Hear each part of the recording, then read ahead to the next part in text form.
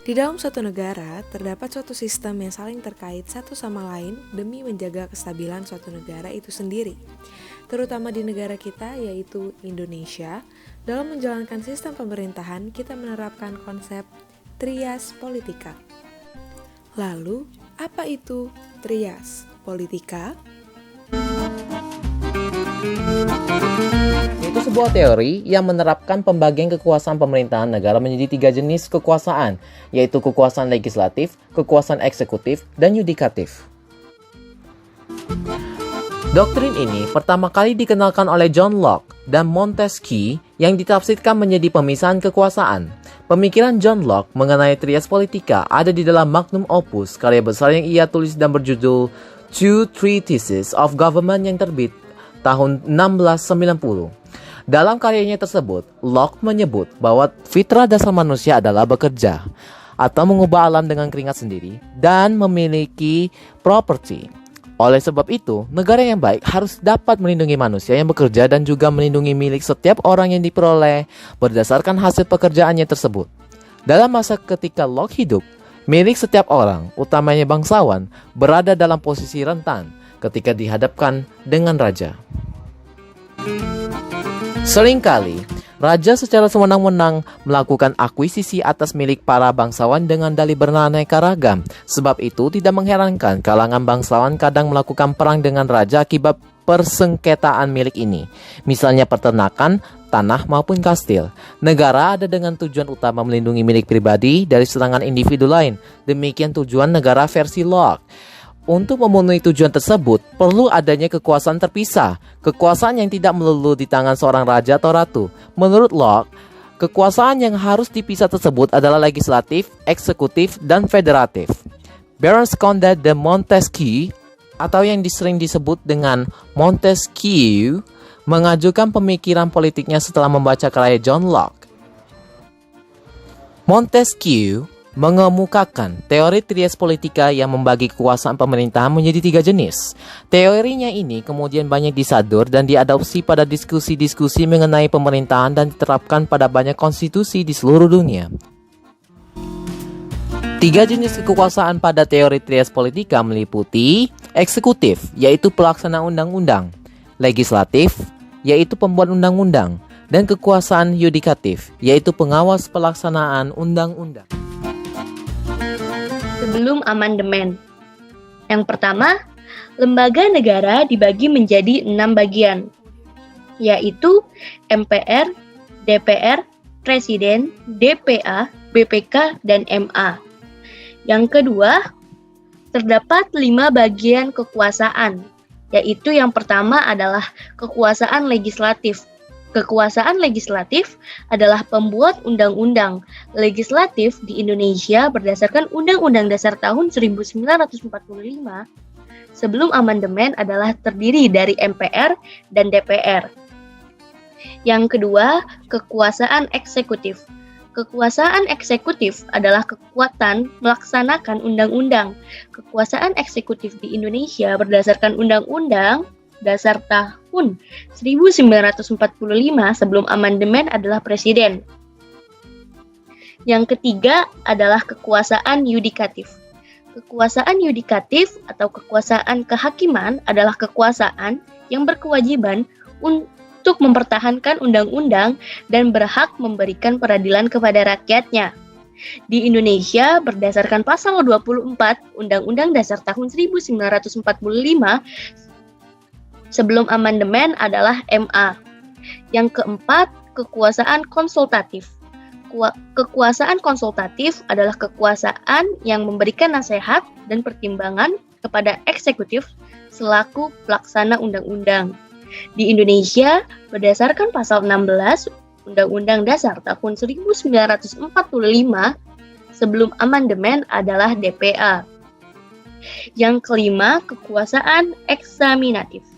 Kekuasaan eksaminatif adalah kekuasaan terhadap pemeriksaan keuangan negara.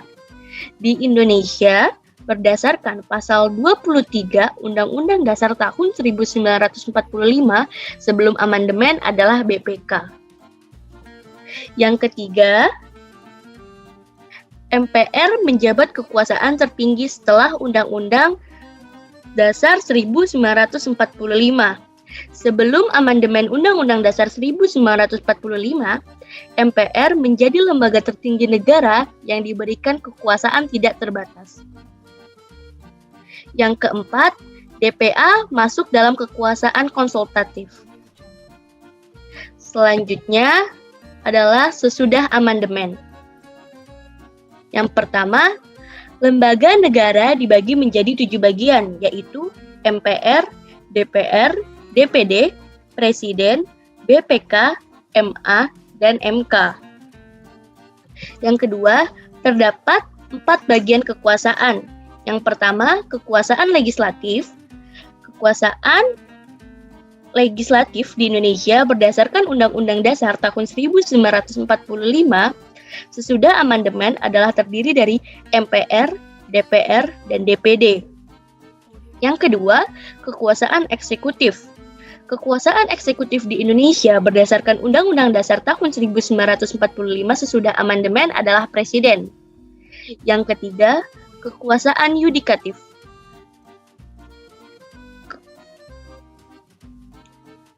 Kekuasaan yudikatif berdasarkan Pasal 24 ayat 2 Undang-Undang Dasar tahun 1945 sebelum amandemen adalah MA dan MK. Yang keempat, kekuasaan eksaminatif. Kekuasaan eksaminatif di Indonesia berdasarkan Pasal 23 Undang-Undang Dasar tahun 1945 sesudah amandemen adalah BPK. Yang ketiga, MPR setara dengan DPR dan DPD, yaitu dalam kekuasaan legislatif. Kekuasaan konsultatif ditiadakan karena Undang-Undang Dasar 1945 tidak banyak mengintrodusir lembaga-lembaga negara lain seperti DPA dan BPK dengan memberikan kewenangan yang sangat minim. Presiden, Wakil Presiden, dan para menteri menjalankan fungsi eksekutif dalam pemerintahan Indonesia. Hal ini diatur dalam Bab 3 dan Bab 5 Undang-Undang Dasar 1945 yang telah diamandemen. Presiden adalah pemegang kekuasaan tertinggi di Indonesia dari segi sipil dan militer. Dan kementerian-kementerian adalah lembaga pembantu presiden. Presiden dan wakilnya dipilih secara langsung dalam pemilu, dan 5 tahun adalah lama jabatan yang mereka emban dalam satu periode. Presiden dapat diturunkan oleh MPR melalui usulan DPR bila terbukti melakukan pelanggaran konstitusional. Dan selanjutnya, Kementerian. Kementerian adalah lembaga yang dipimpin oleh menteri-menteri yang ditunjuk langsung oleh Presiden, sebagaimana tertulis dalam Undang-Undang 1945. Para menteri membawahi suatu bidang kekhususan tertentu untuk membantu Presiden dalam menjalankan tugasnya, yang pembentukannya diatur dalam undang-undang. Contoh-contoh kementerian di Indonesia, seperti Kementerian Agama, Kelautan, Kesehatan, dan lain-lain. Selanjutnya ada legislatif. Legislatif terdiri dari DPR, MPR, dan DPD. Saya akan menjelaskan mulai dari DPR atau Dewan Perwakilan Rakyat. DPR Republik Indonesia telah mengalami perjalanan sejarah panjang hingga sampai pada kedudukannya saat ini. Keberadaan DPR RI saat ini diatur oleh Undang-Undang Dasar 1945 dan kemudian diatur dalam Undang-Undang Nomor 2 Tahun 2018 sebagai pengganti Undang-Undang Nomor 17 Tahun 2014. Anggota DPR RI dipilih langsung oleh rakyat dalam periode 5 tahun sekali. DPR memiliki fungsi legislasi dalam pembuatan undang-undang, fungsi persetujuan anggaran yang diajukan oleh Presiden, dan fungsi pengawasan undang-undang dan APBN. Selanjutnya adalah MPR atau Majelis Permusyawaratan Rakyat. MPR merupakan lembaga pelaksana kedaulatan rakyat. Oleh karena anggota MPR adalah para wakil rakyat yang berasal dari pemilihan umum. MPR bukan pelaksana sepenuhnya kedaulatan rakyat sebagaimana tertuang dalam Pasal 1 Ayat 2 Undang-Undang Dasar 1945.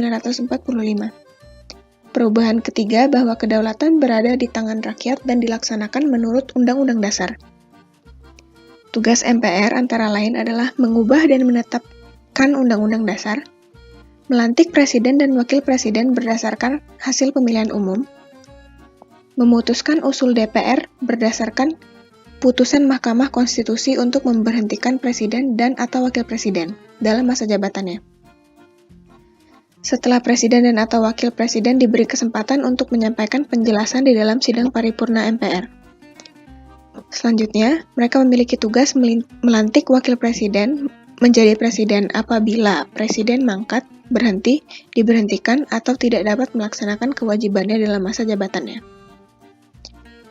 Selanjutnya, memilih wakil presiden dari 2 calon yang diajukan presiden apabila terjadi kekosongan jabatan wakil presiden dalam masa jabatannya selambat-lambatnya dalam waktu 60 hari. Lalu, memilih presiden dan wakil presiden apabila keduanya berhenti secara bersamaan dalam masa jabatannya dari 2 paket calon presiden dan wakil presiden yang diusulkan oleh partai politik atau gabungan partai politik. Dan yang terakhir, mereka memiliki tugas menetapkan peraturan tata tertib dan kode etik MPR. Dan yang terakhir dalam legislatif itu terdapat DPD. DPD adalah suatu badan perwakilan daerah yang sebelumnya bernama utusan daerah dan berada dalam MPR RI. Landasan hukum lembaga ini adalah Undang-Undang 1945 yang diamandemen. Undang-Undang Nomor 7 Tahun 2017 dan Undang-Undang Nomor 2 Tahun 2018 sebagai pengganti Undang-Undang Nomor 7 Tahun 2014 mengenai MD.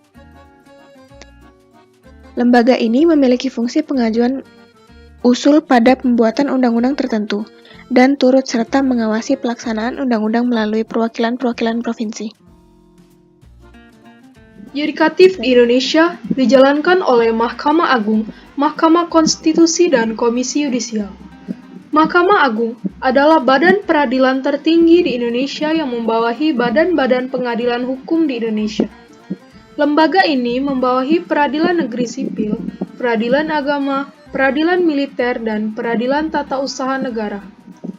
Kekuasaan kehakiman Mahkamah Agung diatur dalam Undang-Undang Nomor 14 Tahun 1970 yang menjadikan Mahkamah Agung sebagai pengadilan negara tertinggi atau badan pengadilan kasasi bagi pengadilan yang ada di bawahnya. Mahkamah Agung juga menjalankan fungsi peradilan, pengawasan, pengaturan, memberi nasihat, dan administrasi. Yang kedua adalah Mahkamah Konstitusi. Mahkamah Konstitusi adalah lembaga pengawasan perundang-undangan di Indonesia. MK juga merupakan salah satu kekuasaan kehakiman selain MA. Kekuasaan Mahkamah Konstitusi meliputi pemutusan pembubaran partai politik, perselisihan hasil pemilu, pemutusan pendapat DPR bahwa presiden atau wakilnya telah melakukan pelanggaran hukum, perbuatan tercela, atau tidak memenuhi syarat seperti yang tertulis dalam Undang-Undang 1945. Mahkamah Konstitusi juga berhak dan berwenang untuk melaksanakan pembandingan hukum atau judicial review terhadap undang-undang yang dikeluarkan oleh badan eksekutif dan badan legislatif. Yang terakhir adalah Komisi Yudisial. Komisi Yudisial bertindak sebagai pengawas hakim-hakim di Indonesia. Komisi Yudisial ini dibentuk dengan tujuan agar hakim-hakim di Indonesia tidak melanggar kode etik kehakiman. Keberadaan lembaga ini diatur dalam amandemen Undang-Undang 1945 tahun 2001, Pasal 24B, dan Undang-Undang Nomor 18 tahun 2011 tentang perubahan atas Undang-Undang Nomor 22 tahun 2004. Selain bertindak sebagai pengawas hakim, komisi ini juga bertugas untuk melakukan seleksi, penunjukan, dan pengajuan calon hakim agung ke DPR. Keberadaan Komisi Yudisial adalah wujud pengawasan terhadap lembaga-lembaga penegakan hukum di Indonesia. Salah satu contohnya adalah demo yang terjadi karena pengesahan RUU Cipta Kerja atau Omnibus Law yang berlangsung pada Oktober lalu. Dikutip dari laman resmi DPR RI, istilah omnibus berasal dari bahasa Latin yang berarti untuk semuanya. Sementara, makna Omnibus Law adalah salah satu undang-undang yang sekaligus merevisi beberapa undang-undang untuk menyasar isu besar di sebuah negara. Omnibus Law yang dikenal dengan UU Sapu Jagat ini dimaksudkan untuk merampingkan dan menyederhanakan berbagai regulasi agar lebih tepat sasaran. Omnibus Law itu akan mengubah puluhan undang-undang yang dinilai menghambat investasi, termasuk diantaranya Undang-Undang Ketenagakerjaan. Tetapi, dengan disahkannya Omnibus Law, menyebabkan kekacauan yang membuat mahasiswa dan buruh kembali turun ke jalan di sejumlah kota untuk berunjuk rasa menentang Undang-Undang Cipta Kerja. Mereka menuntut agar Presiden Joko Widodo membatalkan Undang-Undang Cipta Kerja yang dijuluki sebagai Omnibus Law itu. Dan mereka menerbitkan peraturan pengganti undang-undang. Gelombang penolakan Undang-Undang Cipta Kerja yang dianggap kontroversial muncul di berbagai daerah sejak 6 Oktober hingga 16 Oktober lalu.